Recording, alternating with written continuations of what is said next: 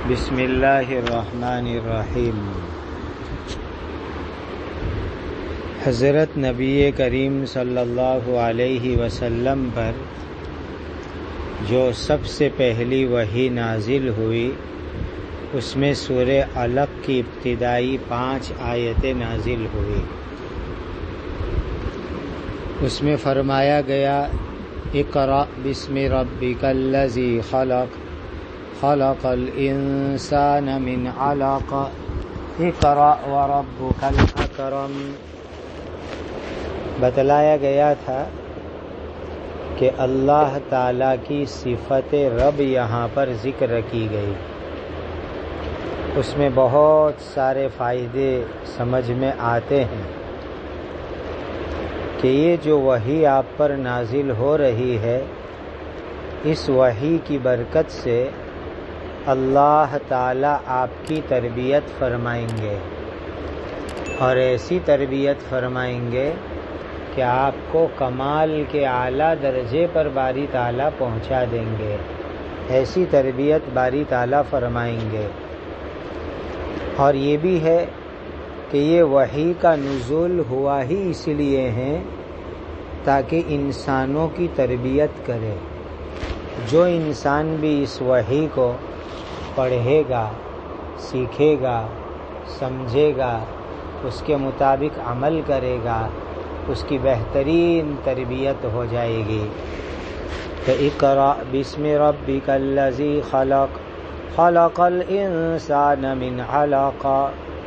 دیکھیے، اللہ تعالیٰ نے انسانوں پر بے شمار احسانات فرمائے ہیں، لیکن یہاں پر خلق والی نعمت کو خاص طور پر ذکر کیا گیا، اس لیے کہ وجود اللہ تعالیٰ کی ایک ایسی نعمت ہے کہ تمام نعمتیں اس وجود والی نعمتوں سے جڑی ہوئی ہے۔ انسان پیدا ہوا، وجود ہوا اس کا، تب جا کر کے دوسری ساری نعمتیں ہیں۔ مثلا ایمان بہت بڑی نعمت ہے، لیکن ایمان والی نعمت کا تعلق وجود کے ساتھ ہے کہ انسان پیدا ہوا، دنیا میں موجود ہوا تو ایمان والی نعمت نصیب ہوئی۔ تو افضل ترین اور اہم ترین نعمت ہے وجود، اسی لیے خلق والی نعمت کو یہاں پر خاص طور پر ذکر کیا گیا۔ پھر بعد میں فرمایا خلق الانسان من علق، جمع ہوا گاڑھا خون دم بستہ، اس کے ذریعے سے اللہ تعالیٰ نے انسان کو پیدا فرمایا۔ یہ تواضع کی تعلیم ہے کہ انسان، تو تیری تخلیق پر غور کر، تجھے باری تعالیٰ نے ایک خون کے جمے ہوئے قطرے سے پیدا فرمایا ہے، تو کس چیز پر ناز کرتا ہے، کس چیز کے اوپر تو اتراتا ہے۔ ایک خون کا جمع ہوا قطرہ تیری تخلیق کا ذریعہ بنا۔ یہاں پر یوں سمجھنا چاہیے کہ تخلیق انسانی کے ایک مرحلے کو ذکر کیا گیا ہے، اسی لیے کہ ایک مرحلہ تو ہے نطفہ، پھر نطفے کے بعد علق کا تذکرہ علق آتا ہے۔ تو گویا تخلیق انسانی کے بہت سارے مراحل ہیں، ان الگ الگ مراحل میں سے ایک بڑا مرحلہ ہے علق والا مرحلہ، لہذا اس مرحلے علق کو آیت کریمہ کے اندر ذکر کیا گیا۔ اقرأ وربک الاکرم۔ اب مفسرین نے یہاں 2 الگ الگ باتیں ذکر کی ہے کہ اقرأ بسم ربک الذی خلق اور اقرأ وربک الاکرم، 2 مرتبہ اقرأ آیا، اس کا حاصل کیا۔ تو فرمایا کہ پہلے اقرأ کا حاصل ہے صفات باری تعالیٰ کو پڑھو، اور اس میں سے بہت ساری صفات کے مطابق اپنے اندر صفات کو پیدا کرو۔ باری تعالیٰ کی بہت ساری صفات ہیں، اس میں سے بہت ساری صفات انسان کو اپنے اندر بھی پیدا کرنا چاہیے۔ تو ایک ہے صفات باری تعالیٰ کو پڑھنا، اللہ تعالیٰ کے اوصاف میں سے جو صفت کی بندے کے اندر کسی درجے کے اندر قابلیت ہے وہ اپنے اندر بھی پیدا کرے. جیسے علیم اللہ تعالیٰ کی صفت ہے، تو کسی درجے میں بندہ ذی علم ہو سکتا ہے، تو بندہ اپنے اندر علم والی صفت پیدا کر لے گئے اس طریقے سے. اور دوسرا جو اقرا ہے وہ احکام کے متعلق ہے کہ اللہ تعالیٰ نے جو احکام نازل فرمائے ہیں ان احکام کو پڑھو، ان احکام کو سیکھو اور ان احکام کے مطابق اپنی زندگی گزارو. یہ دونوں اقرا کے اندر ایک لطیف فرق ہو گیا. ایک دوسرا فرق ہے، حضرت الاستاد مفتی سعید صاحب پالن پوری نور اللہ مرکزو فرماتے تھے کہ پہلا اقرا ہے امیوں کا، یعنی ان پڑھ لوگوں کا اقرا، اور دوسرا اقرا ہے پڑھے ہوئے لوگوں کا اقرا.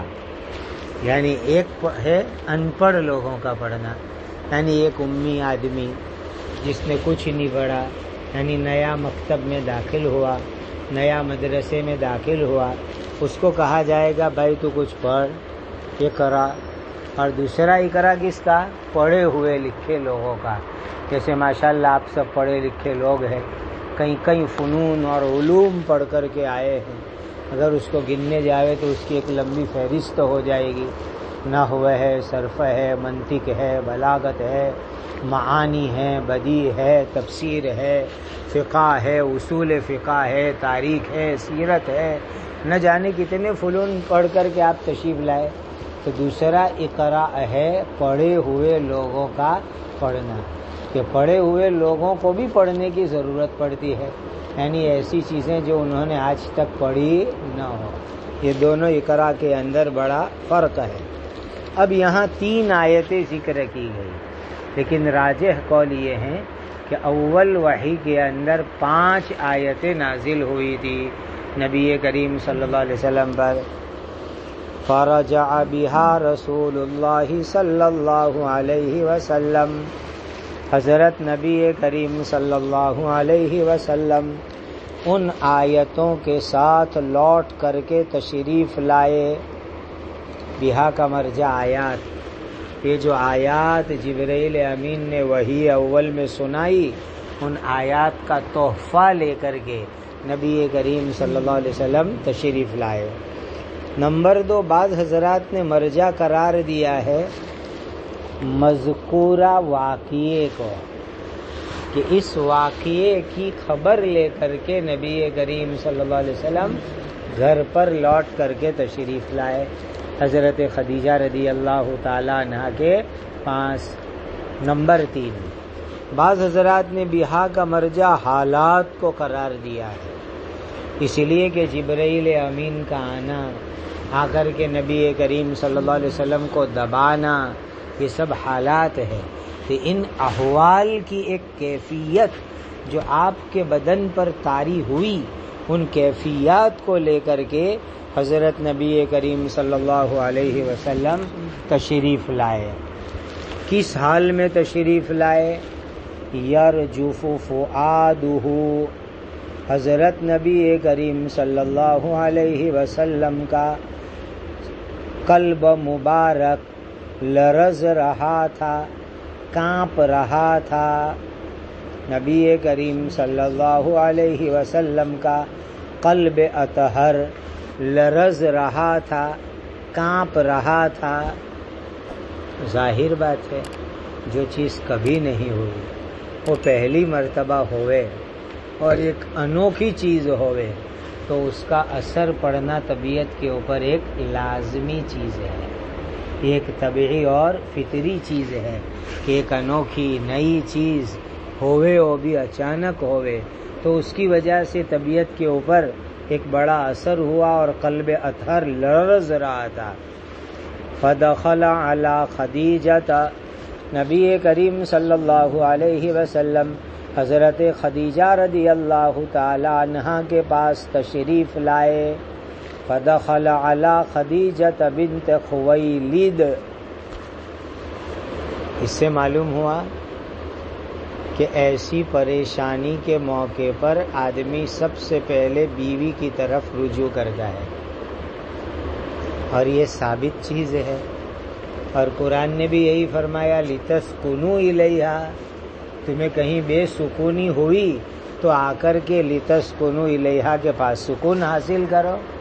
معلوم ہوا کہ بے سکونی کے عالم میں جس بیوی کے پاس سکون ملے وہ بیوی واقعتاً بیوی کہلانے کے قابل ہے، ورنہ اگر بے سکونی کے عالم میں شوہر آیا اور سکون ملنے کے بجائے بے سکونی میں اور اضافہ ہو گیا تو وہ بیوی کہلانے کے قابل نہیں ہے۔ تو آپ صلی اللہ علیہ وسلم نے آ کر ام المؤمنین حضرت خدیجہ رضی اللہ تعالی عنہا کے پاس آپ تشریف لائے۔ فقال زملونی، ارشاد فرمایا کہ مجھے چادر اوڑھاؤ، مجھے چادر اوڑھاؤ، زملونی مجھے چادر اوڑھاؤ، 2 مرتبہ ارشاد فرمایا۔ دیکھو ایسے موقع کے اوپر بے اختیار تکرار ہو جاتی ہے، کوئی آدمی بولنے میں کتنا بھی محتاج ہو لیکن اس طرح تکلیف کے موقع کے اوپر بے اختیار آدمی جملے کو مکرر بولتا ہے۔ جیسے کہ تکلیف کے موقع پر کہتے ہیں بھائی مجھے دوا پلاؤ، بھائی دوا پلاؤ، بھائی دوا پلاؤ، یہ تکرار بے اختیاری، چونکہ اس وقت پر آپ کا قلب ارتحر لرز رہا تھا، اسی لیے بے اختیار اس موقع پر 2 مرتبہ آپ نے یہ جملہ اپنی زبان مبارک سے ارشاد فرمایا۔ اب یہاں ایک سوال پیدا ہوتا ہے کہ وہاں حضرت خدیجہ رضی اللہ تعالی عنہا تھی تو وہ تو واحد کا صیغہ استعمال کرنا چاہیے، نبی کریم صلی اللہ علیہ وسلم نے جمع کا صیغہ کیوں استعمال فرمایا؟ یہ ایک مستقل عنوان لکھ لو بحث کا کہ حدیث شریف میں زملونی جمع کا صیغہ کیوں ارشاد فرمایا نبی کریم صلی اللہ علیہ وسلم؟ نمبر 1، گھر میں اس وقت پر حضرت خدیجہ رضی اللہ تعالی عنہا کے علاوہ غلام باندی وغیرہ موجود ہو، لہذا ان کو بھی خطاب میں شامل کر لیا گیا کہ حضرت خدیجہ بھی اور جو غلام باندی ہو وہاں موجود وہ بھی مجھے جلدی سے چادر اور کمبل اوڑھا دیوے، اس لیے جمع کا صیغہ استعمال فرمایا۔ نمبر 2، اہل خانہ کے لیے با ادب خطاب ہے، اہل خانہ کے لیے با ادب خطاب ہے، جیسے کہ حضرت موسیٰ علیہ السلام نے طور پہاڑ پر کیا فرمایا تھا کہ فقال لأہلہم کثوا، جمع کا صیغہ انی آنست نارا لعلی آتیکم منہا، آتیکم جمع کا صیغہ، او اجد لعلکم تصطلون، تصطلون جمع کا صیغہ، دیکھیے سب جمع کے صیغے، معلوم ہوا کہ گھر والوں کو اکراماً جمع کے صیغے سے بھی خطاب کرنا یہ نبیوں کا طرز رہا ہے، حضرت موسیٰ علیہ السلام کا بھی اور حضرت نبی کریم صلی اللہ علیہ وسلم کا بھی۔ نمبر 3، جمع کا صیغہ لا کر کے موقع کی نزاکت کو بتلانا ہے کہ اس طرح کا جب موقع محل پیش آتا ہے تو انسان جمع کا صیغہ ہی بولتا ہے۔ جیسے کہ کوئی آدمی پریشانی کے عالم میں آیا، تکلیف کے عالم میں آیا اور اس کو معلوم ہے کہ یہاں گھر میں ایک ہی فرد ہے، پھر بھی وہ کہے ارے بھائی میرے گھر والوں آؤ جلدی، مجھے چادر اوڑھاؤ، مجھے جلدی زخم پر مرہم لگاؤ، مجھے یہ ہوا ہے یہ ہوا ہے، حالانکہ معلوم ہے کہ گھر میں اکیلی بیوی ہے، لیکن ایسے موقع کے اوپر موقع کی نزاکت سے آدمی کیا کرتا ہے؟ جمع کا صیغہ استعمال کرتا ہے۔ تو اس طرح موقع ایسا تھا کہ ایسے مواقع پر آدمی عام طور پر بے اختیار جمع کا صیغہ استعمال کر لیتا ہے۔ فَزَمَّلُوهُ، تو گھر والوں نے نبی کریم صلی اللہ علیہ وسلم کو چادر مبارک اوڑھا دی، حتیٰ ذہب عنہ الروع، یہ را کے فتح کے ساتھ ہو تو گھبراہٹ اور خوف کے معنی میں ہے، اور را کے ضمے کے ساتھ ہو تو دل دماغ کے معنی میں ہے، یہاں را کے فتح کے ساتھ ہے، یہاں تک کہ نبی کریم صلی اللہ علیہ وسلم سے گھبراہٹ کی کیفیت دور ہو گئی۔ نبی کریم صلی اللہ علیہ وسلم سے گھبراہٹ کی کیفیت دور ہو گئی۔ معلوم ہوا کہ ایسے موقع پر چادر کا اوڑھنا یہ بھی ایک علاج ہے، چادر کو اوڑھ لینا یہ بھی ایک علاج ہے کہ جیسے ہی آپ صلی اللہ علیہ وسلم کو چادر اوڑھا دی تو وہ گھبراہٹ والی کیفیت دور ہو گئی، ختم ہو گئی۔ فقال لخدیجہ، جب گھبراہٹ دور ہو گئی تو اب نبی کریم صلی اللہ علیہ وسلم نے پورا واقعہ سنایا حضرت خدیجہ کو۔ فقال کے فاعل نبی کریم صلی اللہ علیہ وسلم، حضرت نبی کریم صلی اللہ علیہ وسلم نے حضرت خدیجہ کو ارشاد فرمایا، وَأَخْبَرَهَا الْخَبَرَ، اور ان کو واقعہ بتلایا، اور حضرت خدیجہ کو پورا واقعہ بتلایا کہ وہاں غار ہیرا کے پاس جو کچھ ہوا پورے واقعے کی تفصیل نبی کریم صلی اللہ علیہ وسلم نے حضرت خدیجہ کو سنائی۔ معلوم ہوا کہ اس طرح کی ضروری واقعات بیوی کو بھی سنا دینا چاہیے تاکہ اس کے مطابق وہ علاج کر سکے، اس کے مطابق وہ تدبیر اور لائے عمل بتلاوے، مشورہ دے۔ تو حضرت نبی کریم صلی اللہ علیہ وسلم نے پوری خبر حضرت خدیجہ کو سنا دی۔ پھر کیا فرمایا خبر سناتے سناتے؟ لقد خشیت علی نفسی، مجھے اپنی ہلاکت کا ڈر ہو گیا تھا، لام اور قد کے ساتھ، مجھے اپنی ہلاکت کا ڈر ہو گیا تھا۔ پکی بات ہے کہ میں یوں ڈر گیا تھا کہ اب میں ہلاک ہو جاؤں گا۔ ابھی ایک مستقل مسئلہ ہے کہ حضرت نبی کریم صلی اللہ علیہ وسلم کو اپنی ہلاکت کا ڈر کیوں لاحق ہوا، ایک مستقل بحث کا عنوان ہے کہ بھئی آپ صلی اللہ علیہ وسلم کو اپنی جان کے اوپر ہلاکت کا ڈر کیوں ہوا۔ نمبر ایک اس کی توجیہ سمجھو، نبوت کی ذمہ داری کا ڈر، کہ یہ جو نبوت مجھے ملی اس کی ذمہ داری میں کیسے ادا کر پاؤں گا، اس ذمہ داری کو ادا کرنے کا ڈر۔ اس لیے نبی کریم صلی اللہ علیہ وسلم نے فرمایا کہ مجھے اپنی جان کے اوپر ہلاکت کا خطرہ لاحق ہو گیا۔ نمبر دو، فرشتے کو اول مرتبہ دیکھا، اس لیے اس طرح کی ڈر کی کیفیت ہو گئی۔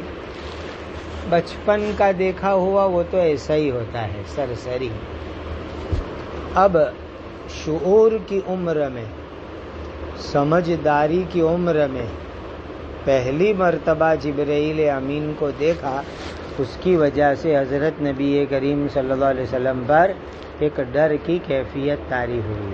دیکھو حضرت نبی کریم صلی اللہ علیہ وسلم کو جبرائیل سے ڈر جانے والے نہیں ہیں، لیکن اول مرحلے کے اندر جب کسی نئے فرد سے، نئے شخص سے ملاقات ہوتی ہے تو اس کا کچھ نہ کچھ طبیعت کے اوپر اثر ضرور ہوا کرتا ہے۔ نمبر تین، عالم قدس سے تعلق پیدا ہو گیا، اس بنیاد کے اوپر ایک خوف اور ڈر کی کیفیت طاری ہوئی۔ عالم قدس کیونکہ وحی آئی، عالم قدس کا نمائندہ جبرائیل آیا، لہذا عالم قدس سے کانٹیکٹ ہو گیا، اس کی وجہ سے نبی کریم صلی اللہ علیہ وسلم پر ایک خوف کی کیفیت طاری ہوئی۔ دیکھو دنیا کے اندر بھی کسی نئے ماحول سے آدمی کو سابقہ پڑتا ہے تو اس کا اثر طبیعت کے اوپر ہوتا ہے۔ یہاں تو ایک نئے عالم سے تعلق ہو رہا ہے کہ ابھی تک عالم بشر میں تھے، عالم دنیا میں تھے، اور اب عالم قدس سے تعلق ہو رہا ہے، اس لیے حضرت نبی کریم صلی اللہ علیہ وسلم کی طبیعت پر اس کا اثر تھا، اس لیے فرمایا لقد خشیت علی نفسی۔ اب ایک توجیہ سمجھو، سید الطائفہ، ایک اور توجیہ، حضرت حاجی امداد اللہ صاحب مہاجر مکی نور اللہ مرقدہ نے اس کی ایک بڑی جاندار توجیہ کی ہے. فرماتے ہیں کہ حضرت نبی کریم صلی اللہ علیہ وسلم نے، ذرا اونچی بات ہے حاجی صاحب کی، بہت اونچے لیول کی بات ہے. حضرت نبی کریم صلی اللہ علیہ وسلم نے آئینہ جبرائیل میں جب خود کو دیکھا، آئینہ جبرائیل میں جب خود کو دیکھا تو اپنی صورت اصلی حضور کو نظر آئی. آپ صلی اللہ علیہ وسلم کو اپنی صورت اصلی نظر آئی. تو جبرائیل امین آئے، ایک مقدس فرد آئے، وہ ایک آئینہ شکل ہے. تو جبرائیل کے آئینے میں نبی کریم صلی اللہ علیہ وسلم نے اپنی ذات کو دیکھا. جب اپنی ذات کو دیکھا، اپنی صورت کو دیکھا، تو جب اپنی اصلی صورت دیکھی، اپنی اصلی ذات دیکھی، تو خود کی حقیقت منکشف ہوئی. خود کی حقیقت منکشف ہوئی، یعنی آئینہ جبرائیل میں صورت محمدی، محمد صلی اللہ علیہ وسلم کو حقیقتاً منکشف ہوئی. آئینہ جبرائیل میں صورت محمدی، خود محمد صلی اللہ علیہ وسلم کو حقیقتاً منکشف ہوئی. جب حقیقت میں حضور صلی اللہ علیہ وسلم کے سامنے اپنی صورت منکشف ہوئی تو اپنی عظمت غالب آ گئی. اپنی عظمت کہ اچھا اللہ نے مجھے اتنا عظیم المرتبت بنایا ہے، اللہ نے مجھے اتنا عظیم المرتبت بنایا ہے. اپنی عظمت آپ صلی اللہ علیہ وسلم کے اوپر غالب آئی اور اس عظمت کا تحمل نہیں کر سکے اور نبی کریم صلی اللہ علیہ وسلم گھبرا گئے. سمجھے اس توجیہ کو؟ کسی درجے میں کچھ سمجھے؟ ایک شاعر کہتا ہے، اے سکندر میں تجھے کیا کوسوں، تو نے کر دیا میری لیلا کو مجنوں. یہ شعر کہتا ہے، اس لیے کہ سکندر موجد آئینہ ہے. آئینے کا ایجاد دنیا میں سکندر بادشاہ نے کیا ہے. تو شاعر سکندر بادشاہ کو کوس رہا ہے کہ میری لیلا نے جب تک آئینے میں اپنی ذات کو دیکھا نہیں تھا تب تک اس کو اس کی منزلت اور قدر کا پتہ نہیں تھا. تو نے آئینہ بنایا اور اس نے اپنی شکل جب آئینے میں دیکھی تو وہ خود اپنی ذات کے اوپر ایسی فدا ہو گئی کہ میری محبت اس کے دل کے اندر سے کم ہو گئی کہ تو نے کر دیا میری لیلا کو مجنون. تو گویا کہ نبی کریم صلی اللہ علیہ وسلم کو باری تعالیٰ نے جو مقام عظمت عطا فرمایا تھا وہ آپ صلی اللہ علیہ وسلم نے اس کو حقیقت میں دیکھا آئینہ جبرائیل کے اندر. اور جب آئینہ جبرائیل کے اندر صورت محمد کو ذات محمد نے اصلی حالت میں دیکھا تو آپ صلی اللہ علیہ وسلم کے سامنے اپنی عظمت منکشف ہوئی، اپنی حقیقت منکشف ہوئی. اور اس کی وجہ سے آپ نے فرمایا لقد خشیت علی نفسی. دیکھو آپ سب حضرات بڑے اونچے مرتبے کے لوگ ہو لیکن آپ کو اپنے مرتبے کا پتہ نہیں ہے. لیکن کبھی آپ کے سامنے آپ کا مرتبہ اگر ظاہر ہو جاوے تو آپ بھی سوچو نا کہ بھائی میرا بھی تو کوئی مقام ہے. خود آدمی ڈرنے لگتا ہے کہ ارے میں کیسی زندگی گزارتا ہوں اور میرا مرتبہ کیسا ہے. آدمی سوچتا ہے، ذرا سی دیر کے لیے ڈرنے اور کانپنے لگ جاتا ہے. اس طرح کا معاملہ حضرت نبی کریم صلی اللہ علیہ وسلم کے ساتھ ہوا. نمبر 7، قوم کی طرف سے نبوت پر ایذا کا تحمل نہیں کر سکوں گا، اس بات کے تصور سے لقد خشیت علی نفسی، اسی لیے کہ قوم ستائے گی، ایذاؤں کا سامنا کرنا پڑے گا، میں تحمل نہیں کر سکوں گا، اس لیے فرمایا لقد خشیت علی نفسی. نمبر 8، قوم کی طرف سے عار، قتل، تکذیب نکال دینے کے خطرات کی وجہ سے فرمایا لقد خشیت علی نفسی. قوم کے لوگ عار دلائیں گے، اور دلائی مکہ والوں نے کہ آپ اللہ کو آپ ہی ملے نبوت کے لیے؟ من القریتین عظیم، طائف اور مکہ کا کوئی بڑا آدمی اللہ کو ملا ہی نہیں نبوت کے لیے۔ عار کا ڈر تھا، قتل کا ڈر تھا، تکذیب جھٹلانے کا ڈر تھا اور نکال دینے کا ڈر تھا۔ اس لیے نبی کریم صلی اللہ علیہ وسلم نے فرمایا لقد خشیت علی نفسی۔ بعض شراح نے یہاں ایک عجیب نکتہ لکھا ہے، وہ کیا فرماتے ہیں؟ نبی کریم صلی اللہ علیہ وسلم نے خوف کی بات کر کے حضرت خدیجہ کو اپنی طرف مائل کرنے کی کوشش کی ہے۔ خوف کی بات کر کے حضرت خدیجہ کو اپنی طرف مائل کرنے کی کوشش کی ہے تاکہ حضرت خدیجہ رضی اللہ تعالی عنہا نبی کریم صلی اللہ علیہ وسلم کی تصدیق کر ہی لے وے اور کوئی چیز سوچے نہیں۔ دیکھو اس کی ایک مثال سمجھو، ایک طالب علم کو ناظم صاحب کو اپنی طرف متوجہ کرنا ہے تو ایک دم بیمار کمزور ہیئت میں جائے گا، ڈھیلا ڈھیلا چل کر کے، اور ایک دم کمزور کانپتا ہوا ہلتا ہوا جائے گا۔ بس اس کی ہیئت وہ اس لیے ناظم صاحب کے سامنے پیش کر رہا ہے تاکہ ناظم صاحب اس کی بیماری کمزوری دیکھ کر کے اس کی طرف متوجہ ہو جائے۔ پوچھیں گے بیٹا کیا ہوا؟ کچھ بول نہیں رہا ہے۔ بیٹا بولو کیا ہوا؟ ذرا تحلیل چل رہا ہوں۔ تو پھر کیسے حضرت متوجہ ہو جائیں گے؟ اچھا بیٹا جاؤ دوا لے آؤ، یا کہ گھر ایک دو روز کے لیے ہو آؤ اور علاج معالجہ کرا کر کے آ جاؤ۔ دیکھو کیسے کام بن گیا۔ تو اس طرح کی بات کر کے انسان کسی کو اپنی طرف متوجہ کرتا ہے۔ تو حضرت نبی کریم صلی اللہ علیہ وسلم کے اوپر جو خوف لاحق ہوا تھا اس کا تذکرہ کر کے حضور نے حضرت خدیجہ کو اپنی طرف مائل کرنے کی بہترین کوشش کی تاکہ وہ آپ کی نبوت کی تصدیق فرما لے اور اول مرحلے ہی میں آپ کی نبوت کو مان لے۔ گویا یہ بھی ایک طریقہ ہے کہ آدمی کہیں سے بھاگا آ کر کے کہے کہ بھائی میں بہت گھبرایا ہوا ہوں، بہت ڈرا ہوا ہوں، تو لوگ جلدی اس کی مدد کرنے کے لیے آمادہ اور تیار ہو جائیں گے۔ یہ بھی ایک توجیہ شراح حدیث نے یہاں پر کی ہے۔ لقد خشیت علی نفسی، پکی بات یہ ہے کہ مجھے اپنی ہلاکت کا خطرہ ہو گیا تھا۔ فقالت خدیجہ، تو حضرت خدیجہ رضی اللہ تعالی عنہا نے جواب میں ارشاد فرمایا، حضرت نبی کریم صلی اللہ علیہ وسلم کی پوری کارگزاری سنی حضرت خدیجہ نے۔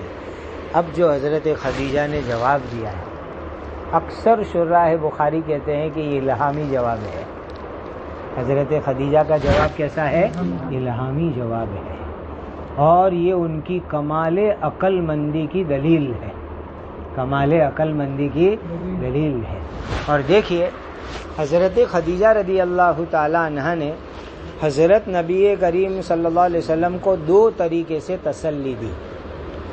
ایک تسلی دی عقلی دلائل کے اعتبار سے، ایک تسلی دی عقلی دلائل کے اعتبار سے۔ آگے جتنی بات حضرت خدیجہ بول رہی ہے یہ تمام کے تمام عقلی دلائل ہیں کہ نبی کریم صلی اللہ علیہ وسلم کے خصائص حمیدہ یعنی اچھے اوصاف جو حضرت خدیجہ نے یہاں پیش کیے، اور اس کی بنیاد پر نبی کریم صلی اللہ علیہ وسلم کو تسلی دی۔ گویا عقلی اعتبار سے، عقلی دلائل سے انہوں نے نبی کریم صلی اللہ علیہ وسلم کو تسلی دی۔ دوسرا کام کیا حضرت خدیجہ نبی کریم صلی اللہ علیہ وسلم کو حضرت ورقہ کے پاس لے گئی، اور حضرت ورقہ کا جو کلام آگے آ رہا ہے وہ ہے نقلی دلیل۔ حضرت ورقہ کا کلام کیا ہے؟ نقلی دلیل، چونکہ انہوں نے حضرت موسیٰ علیہ السلام کا تذکرہ کر کے فرشتہ جبرائیل کی بات کہی، تو حضرت خدیجہ نے عقلی دلائل سے بھی تسلی دی اور حضرت خدیجہ نے نقلی دلائل سے بھی تسلی دی۔ اور ایک عجیب نکتہ بعض شراح نے یہاں پر لکھا ہے کہ نبی اور وہ بھی سید الانبیاء کو تسلی کی ضرورت پڑی تو ایک عورت ذات نے تسلی دی. سید الانبیاء کو تسلی دینے کی ضرورت پیش آ رہی ہے تو تسلی دینے کے لیے باری تعالیٰ نے کس کو مقرر فرمایا؟ ایک عورت ذات کو، حضرت خدیجہ رضی اللہ تعالی عنہا کو باری تعالیٰ نے مقرر. کتنا بڑا عظیم کام لیا کہ نبی کو اول وحی کے بعد جو عظیم گھبراہٹ کی کیفیت پیش آئی تو وہاں حضرت خدیجہ رضی اللہ تعالی عنہا نے تسلی دی، نبی کو سنبھالا. گویا عورت کا مقام اللہ کی نظر میں کتنا اونچا ہوگا کہ وہ ایک نبی کو تسلی دینے کے لیے بھی تیار ہے. فقالت خدیجہ تو کلا کے معنی آپ ہرگز ہلاک نہیں ہوں گے. کلا کے معنی کیا؟ آپ ہرگز ہلاک نہیں ہوں گے. آپ نے جو یہ جملہ فرمایا تھا نا لقد خشیت علی نفسی، اس سے تعلق ہے کلا کا کہ ہرگز آپ ہلاک نہیں ہوں گے. آپ ہلاکت کا، موت کا ڈر چھوڑ دیجئے. دیکھو انسان کو یہ نفسیات کے قبیل کی بات ہے. انسان کو جس چیز کا ڈر لگتا ہو اول مرحلے میں تاکید سے اس کی نفی کر دی جائے، پھر اس کو تفصیل سے سمجھایا جائے. کوئی آدمی آ کر کے کہہ رہا ہے کہ بھائی ادھر کچھ ہوا ہے بھائی، تو اس کو تفصیل سے سمجھانے کے بجائے اول کچھ نہیں ہوا ہے، پھر تفصیل سے میں گیا تھا، میں نے سب دیکھ کے آیا، کچھ نہیں ہوا ہے.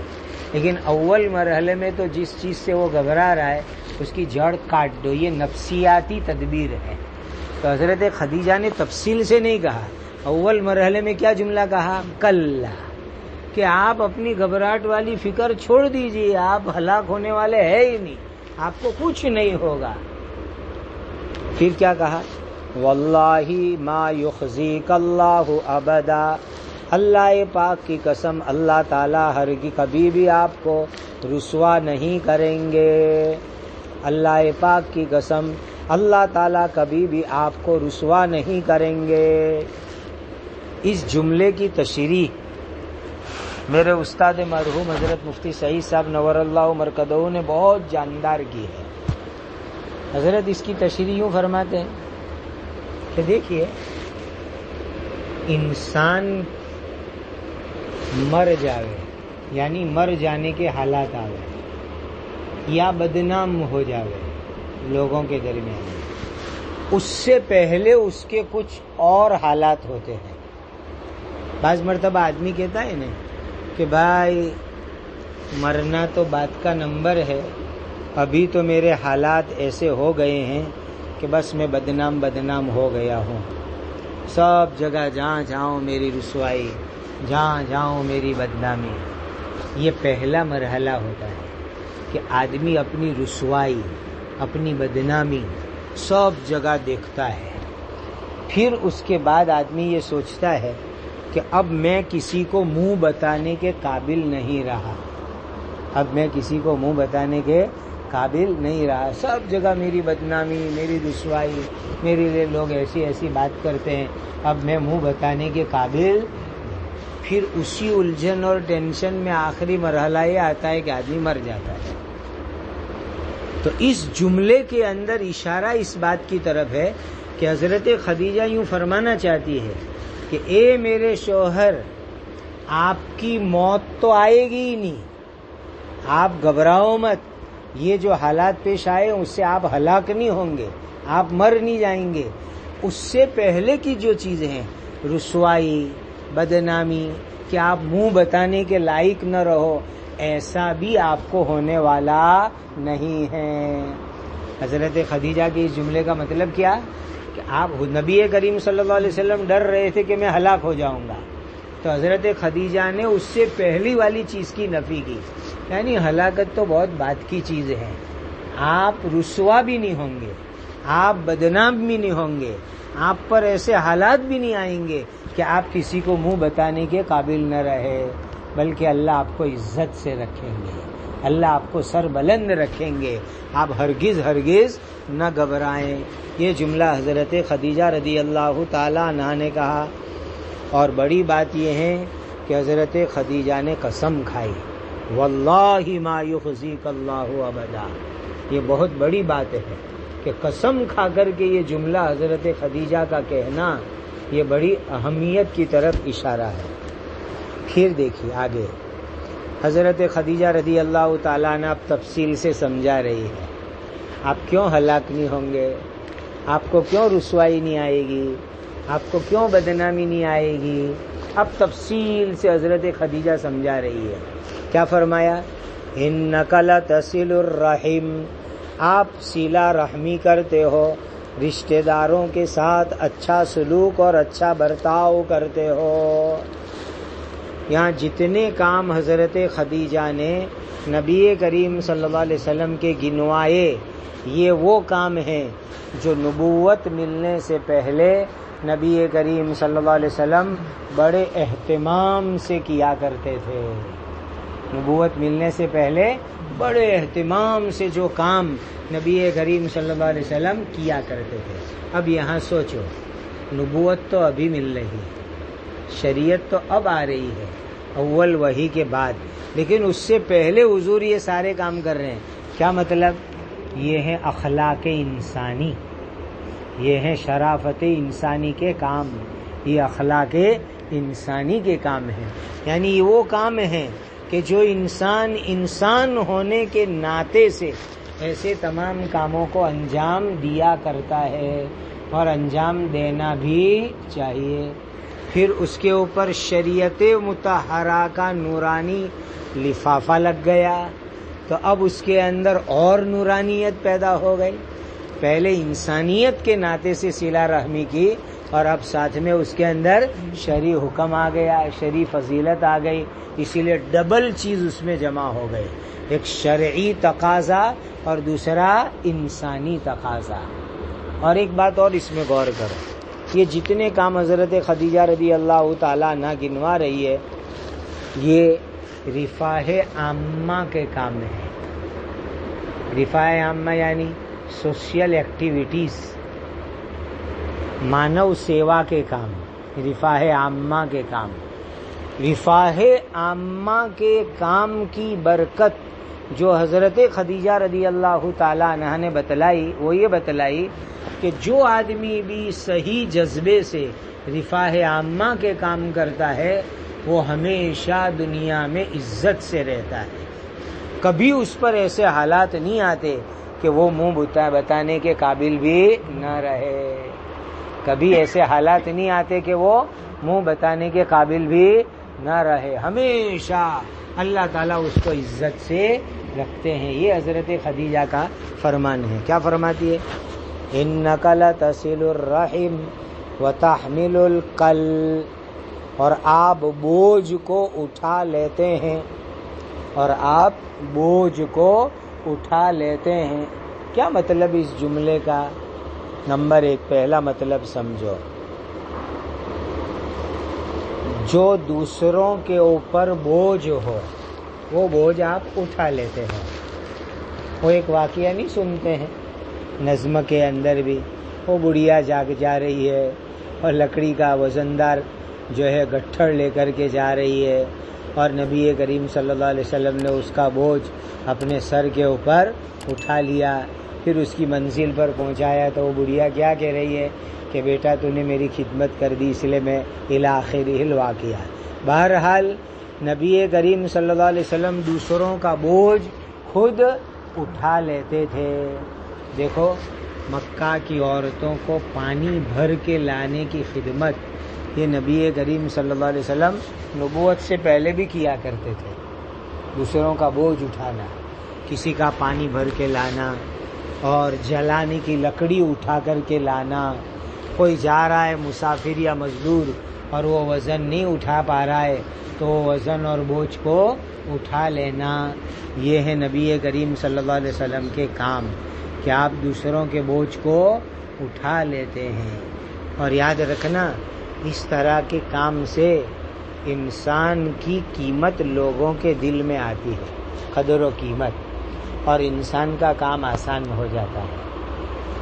جملہ معترضہ کے طور پر حضرت مولانا محمد الیاس صاحب نور اللہ مرکزہ کے والد حضرت مولانا اسماعیل صاحب، یہ پہلے نظام الدین میں آئے ہیں.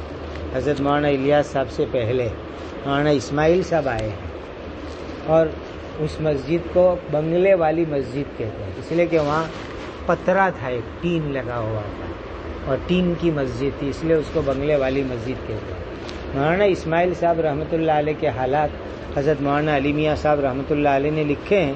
اس میں لکھا ہے کہ میوات کے جو مزدور دلی میں مزدوری کرنے کے لیے آتے، دلی کی سخت گرمی میں جب وہ پسینے سے سرابور ہوتے تھے تو حضرت مولانا اسماعیل صاحب رحمۃ اللہ علیہ ان مزدوروں کا بوجھ خود اٹھا لیتے تھے، اور اٹھانے کے بعد وہاں ایک کنواں تھا، اس کنویں سے پانی نکالتے اور نکال کر کے ان مزدوروں کو پانی پلاتے تھے. یہ کام حضرت مولانا اسماعیل صاحب خود کرتے تھے. اس طرح میوات والوں سے تعلق کی ابتدا ہوئی، خود مولانا علی میاں صاحب نے لکھا ہوا ہے.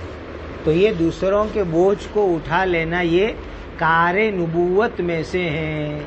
تو نبی کریم صلی اللہ علیہ وسلم دوسروں کا بوجھ اٹھا لیتے تھے، اور اب تو ہم اپنا بوجھ دوسروں پر ڈال دیتے ہیں. کوئی ساتھی ایسا بیچارہ کمزور ہوئے کہ لین میری کتاب تو بھی اٹھا لے، میری کتاب تو لے آنا نہیں، میرا یہ کام، میرا دودھ بھی تو لے آنا نہیں، میرے لیے کھانے کا پارسل بھی تو لے آنا نہیں. اپنا بوجھ دوسروں کے اوپر ڈالتے ہیں. نمبر 3،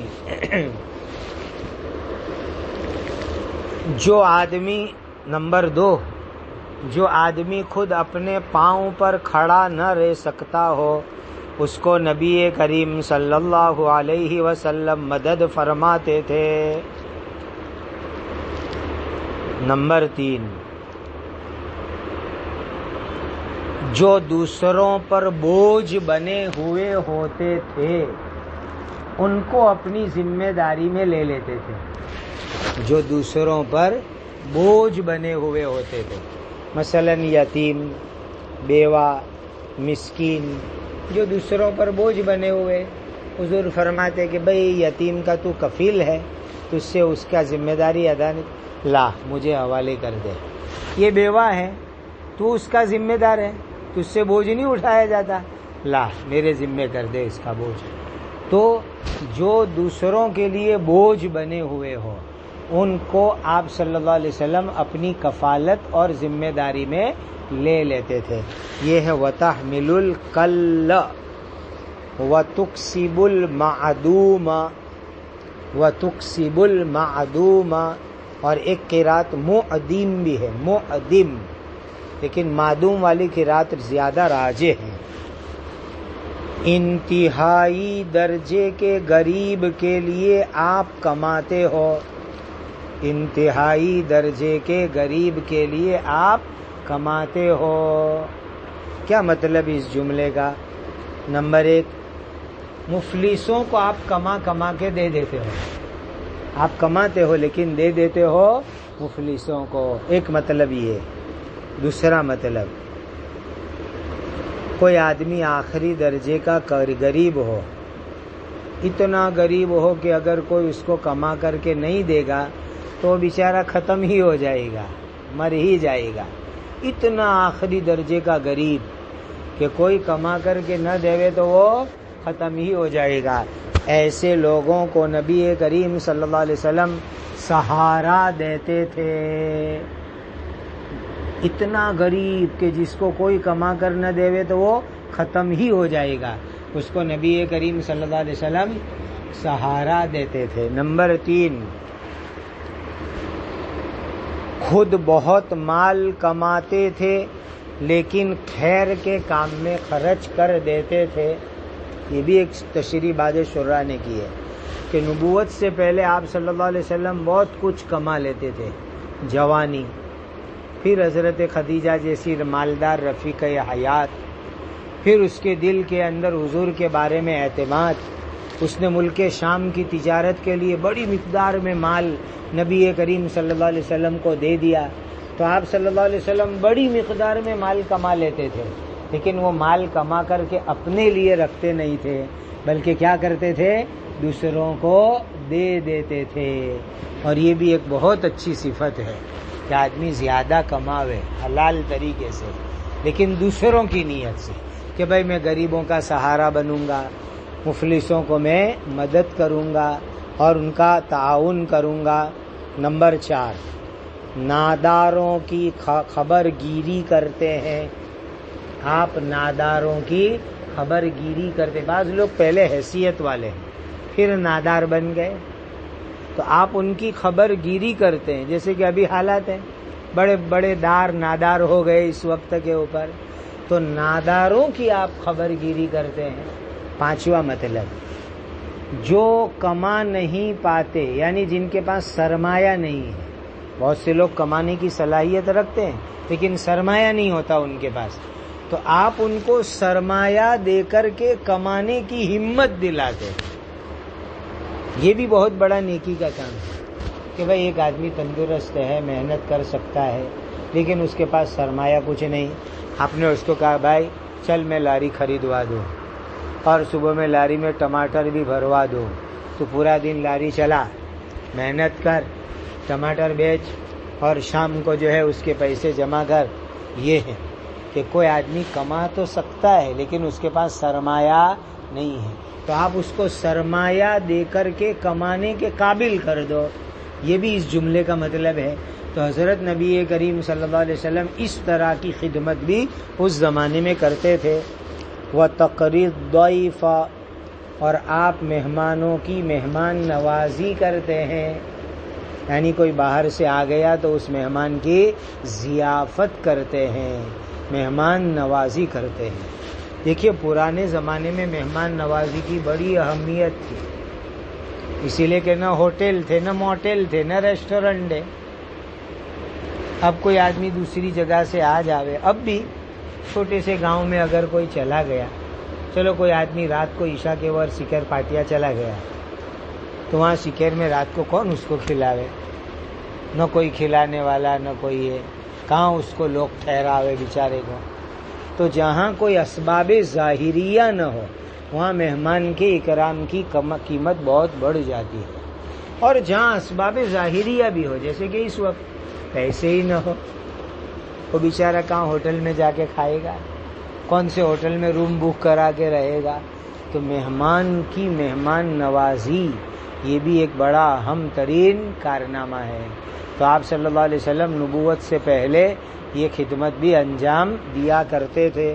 وَتَقْرِي الضَّيْفَ وَتُعِينُ عَلَى نَوَائِبِ الْحَقِّ، اور آپ قدرتی آفت کے موقع کے اوپر مدد کرتے ہو، اور آپ قدرتی آفت کے موقع کے اوپر مدد کرتے ہو۔ دیکھیے اس جملے کو سمجھیے اچھی طریقے سے۔ نمبر 1، نوائب کس کو کہتے ہیں؟ قدرتی طور پر جو آفت پیش آوے، جیسے کہ زلزلہ آ گیا اور نعوذ باللہ کسی کا مکان ٹوٹ گیا، سیلاب آیا، کسی کا مکان کپڑے سب کچھ بہہ گیا، یہ ہے قدرتی آفت۔ تو اس طرح سے جو کوئی قدرتی آفت آ جاوے، حادثہ پیش آ جاوے، تو ایسے موقع پر حضرت نبی کریم صلی اللہ علیہ وسلم اس کی مدد فرمایا کرتے تھے۔ اور اس میں بار بار کا بھی ترجمہ ہے، نوائب جمع ہے نا، کہ بار بار اگر کسی کو اس طرح کے حادثے پیش آتے ہو، قدرتی مصیبت، تو ہر مرتبہ آپ اس کی مدد اور تعاون فرماتے ہو۔ دوسری بات، حق کا لفظ آیا، نوائب الحق۔ حق کا کیا مطلب؟ جو مصیبت حق کی وجہ سے پیش آئے۔ مصیبت دو طرح کی ہوتی ہے، ایک حق کی بنیاد پر اور ایک ناحق کی بنیاد کے اوپر۔ نوائب الحق کی قید میں کیا آیا؟ جو مصیبت حق کی وجہ سے پیش آوے، آپ اس کے اندر لوگوں کو مدد فرماتے ہو۔ بھائی کسی آدمی پر حق کی وجہ سے مصیبت پیش آئی تو اس کی مدد کرنی چاہیے۔ یہ نہیں کہ وہ بیچارہ اکیلا حق پہ ہے اور سب لوگ تماشا دیکھ رہے، کوئی اس کا تعاون کرنے والا نہیں۔ تو حضرت نبی کریم صلی اللہ علیہ وسلم حق کی وجہ سے جو مصیبت آتی تھی ان کی مدد فرمایا کرتے تھے۔ اس کے اندر ایک بات یہ بھی ہے نوائب الحق، جو فائدہ پہنچانا برحق ہو اس فائدہ پہنچانے میں حضور مدد فرماتے تھے. جو فائدہ پہنچانا برحق ہو اس میں نبی کریم صلی اللہ علیہ وسلم مدد فرماتے تھے. دیکھو بہت سے فائدے ہوتے ہیں ناحق اور بہت سے فائدے ہوتے ہیں برحق. ایک آدمی کا کوئی حق ہے کہ بھئی حکومت کی طرف سے ایک واقعی کوئی فائدہ اس کو ملنا ہے، وہ معذور آدمی ہے اور حکومت کی طرف سے معذوروں کو بس میں، ٹرین میں، ٹکٹ میں رعایت ملتی ہے، لیکن اس کے لیے کاغذی کارروائی کرنی پڑتی ہے. اب یہ اس کا حق ہے، حق کی بنیاد پر وہ حکومت سے لینا چاہتے ہیں، لیکن بیچارے کو کاغذاتی کارروائی کرنا آتا نہیں ہے. اب آپ اس کی مدد کر رہے ہیں. لا بھائی تجھے میں لے جاؤں، تیرا فارم پور کروا دوں، تیری میں مدد کر دوں، تجھے میں اس کا سرٹیفکیٹ بنا دوں تاکہ تیرے لیے بس میں، ٹرین میں سہولت ہو جائے. یہ ہے نوائب الحق، یعنی جو فائدہ پہنچانا برحق ہے اس کے اندر حضرت نبی کریم صلی اللہ علیہ وسلم مدد فرماتے تھے. اس سے شراح حدیث نے مسئلہ مستنبط کیا کہ ناحق فائدہ پہنچانے کی کوشش نہیں کرنی چاہیے. کسی کو ناحق فائدہ پہنچانے کے اندر مدد نہیں کرنی چاہیے. ناجائز فائدہ پہنچانے کی مدد نہیں. بھائی ایک چوری کرنے جا رہا ہے تو آپ بھائی کہاں جا رہا ہے؟ میں فلاں کھیت کے اندر جا رہا ہوں، چلو میں آپ کو پہنچا دوں. آپ جو آم چوری کر کے لائیں تو اس کے اندر مجھے بھی ایک دو آم کھانے کو مل جاوے. تو ناجائز فائدے کے اندر کسی کی مدد اور تعاون نہ کرے. اسی طریقے سے گناہ کی وجہ سے اگر کوئی آفت آ جاوے تو اس میں بھی مدد کرنی نہیں چاہیے. گناہ کی وجہ سے کوئی آفت آ جاوے اس میں بھی مدد. اسی لیے آپ نے دیکھا زنا کی سزا جہاں قرآن میں بیان ہوئی وہاں کیا بیان ہوا؟ وَلَا تَأْخُذْكُمْ بِهِمَا رَأْفَةٌ فِي دِينِ اللَّهِ، کہ زانی کے اوپر جب کوڑے لگ رہے ہو تو تمہارے دل کے اندر شفقت اور رحمت آنی نہیں چاہیے، مہربانی کا جذبہ آنا. کوئی آدمی جوا کھیلنا چاہتا ہے اور جوئے میں پکڑا گیا، اب قاضی صاحب نے پکڑ کے اس کو سزا دی. قاضی صاحب بیچارہ غریب آدمی چھوڑ دو نا، کیوں اس کو آپ سپاٹے مارتے ہو؟ بھائی یہ سفارش کرنے کی آپ کو کوئی ضرورت نہیں.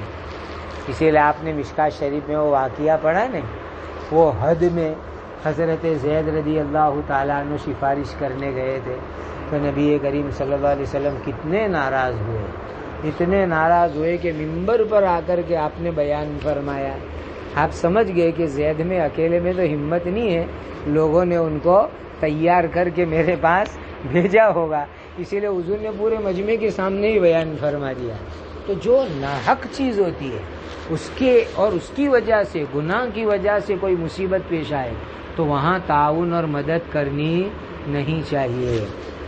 تو فرمایا وَتُعِينُ عَلَى نَوَائِبِ الْحَقِّ، کی آپ جو ہے حق کی وجہ سے پیش آنے والی مصیبتوں میں، قدرتی آفتوں میں جو وقتاً وقت پیش آتی رہتی ہے اس میں آپ مدد فرماتے ہو.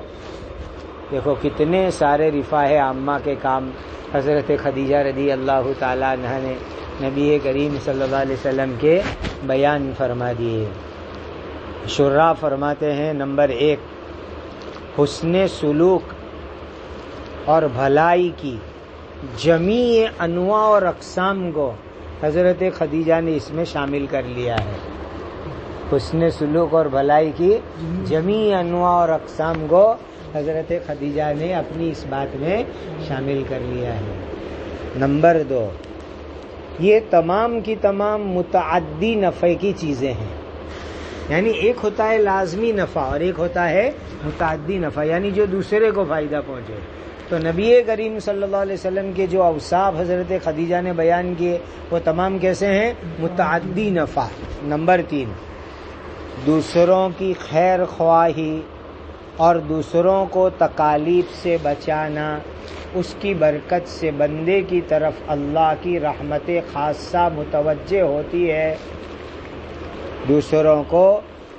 دوسروں کی خیر خواہی اور دوسروں کو تکالیف سے بچانا، اس کی وجہ سے اللہ تعالیٰ کی رحمت خاصہ بندے کی طرف متوجہ ہوا کرتی ہے۔ نمبر 4، یہ جو اعمال یہاں بیان کیے گئے، یہ بیان تو کیا حضرت خدیجہ رضی اللہ تعالیٰ عنہ نے، لیکن یہ تمام اعمال اعمال خیر ہیں۔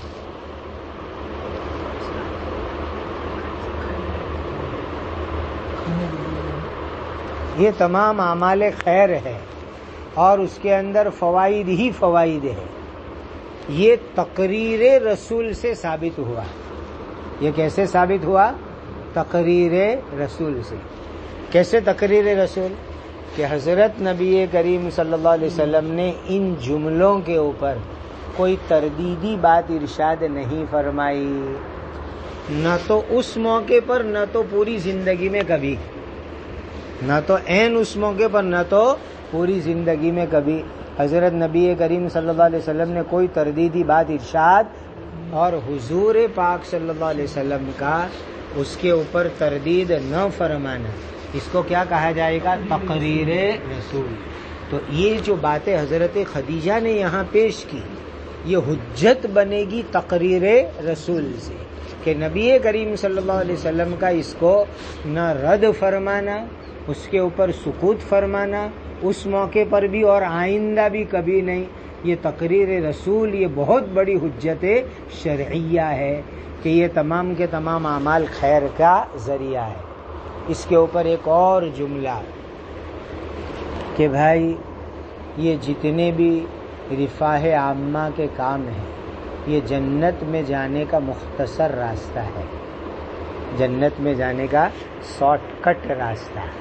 آدمی ہر چیز میں شارٹ کٹ تلاش کرتا ہے نا، تو یہ جنت میں جانے کا شارٹ کٹ مختصر راستہ ہے جو حضرت خدیجہ رضی اللہ تعالی عنہا نے بیان فرما دیا۔